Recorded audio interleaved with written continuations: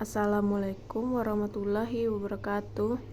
Perkenalkan, nama saya Aprilia Gempitasari dengan NIM 2400505 akan menjelaskan tentang rancangan strategi dan metode pembelajaran pada pelatihan public speaking.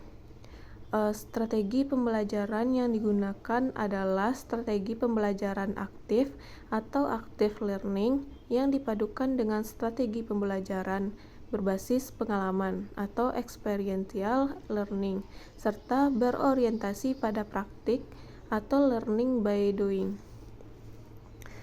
Kalau kita bicara soal pelatihan public speaking, hal pertama yang harus dipahami adalah kemampuan berbicara itu bukan teori tapi keterampilan.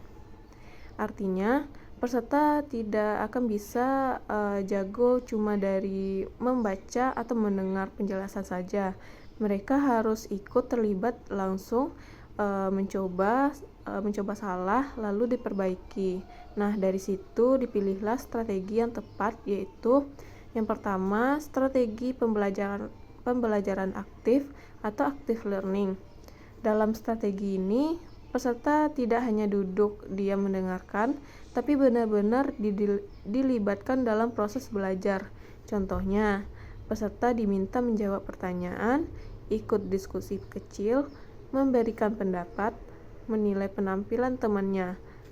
Kenapa ini penting? Karena kalau peserta aktif, mereka jadi lebih fokus, lebih berani, lebih cepat paham. Kalau cuma ceramah terus, biasanya peserta cepat bosan dan tidak percaya diri saat disuruh praktik. Yang kedua, strategi berbasis pengalaman atau experiential learning. Strategi ini menekankan bahwa belajar itu paling efektif kalau mengalami sendiri. Dalam konteks public speaking, peserta langsung mencoba berbicara di depan orang lain, merasakan gugup, grogi, atau percaya diri.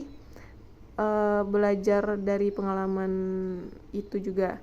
Misalnya, peserta maju ke depan, berbicara, merasa grogi, dapat masukan, lalu coba lagi dan jadi lebih baik.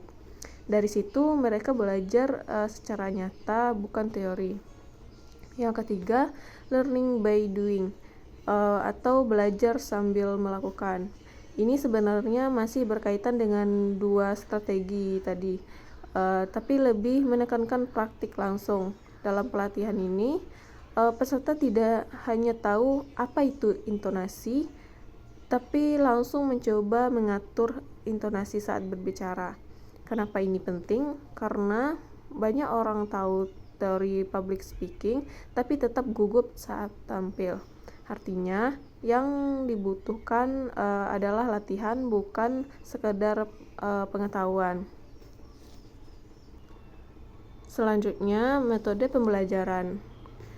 Metode yang digunakan meliputi yang pertama ceramah singkat, yang kedua demonstrasi, yang ketiga simulasi atau praktik langsung, yang keempat diskusi dan umpan balik atau feedback. Metode ini adalah cara konkret yang digunakan selama pembelajaran berlangsung. Jadi ini seperti langkah-langkah nyata di kelas. Yang pertama, ceramah singkat. Metode ini digunakan di awal pembelajaran untuk memberikan dasar teori.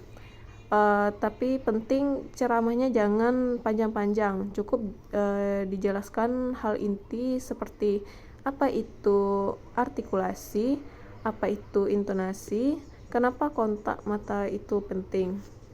Contoh sederhana, trainer bilang kalau kalian ngomong terlalu cepat atau tidak jelas, audiens bisa tidak paham. Makanya artikulasi itu penting. Tujuan ceramah tersebut memberikan gambaran awal dan menyamakan pemahaman peserta. Yang kedua, demonstrasi atau memberi contoh. Setelah dijelaskan, trainer langsung kasih contoh nyata. Misalnya, contoh berbicara dengan suara jelas, versus tidak jelas, dan contoh kontak mata yang baik versus buruk. Kenapa ini penting? Karena kadang peserta itu ngerti teori tapi tidak tahu bentuk nyatanya. Dengan demonstrasi mereka jadi bisa melihat langsung, oh ternyata kayak gini cara ngomong yang bagus. Yang ketiga, simulasi atau praktik langsung. Ini adalah bagian paling penting dalam pelatihan. Peserta diminta maju ke depan, berbicara di depan kelompok, dan menerapkan teknik yang sudah dipelajari. Contoh kegiatannya, perkenalan diri, menyampaikan cerita singkat, presentasi sederhana. Di sini biasanya peserta akan gugup, lupa kata-kata, dan kurang percaya diri. Dan itu hal yang normal. Justru disinilah proses belajar terjadi. Yang keempat, diskusi dan umpan balik atau feedback. Setelah praktik, peserta tidak langsung selesai, tapi diberikan masukan. Feedback bisa dari trainer, teman sesama peserta. Contohnya, suaranya sudah jelas tapi masih kurang kontak mata, atau sudah bagus tapi terlalu cepat bicaranya.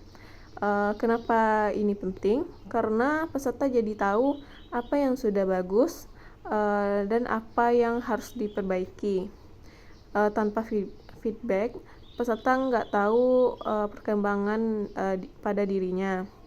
Sekian penjelasan dari saya. Kalau ada salah kata, saya mohon maaf. Saya akhiri. Wabillahi taufiq walhidayah. Wassalamualaikum warahmatullahi wabarakatuh.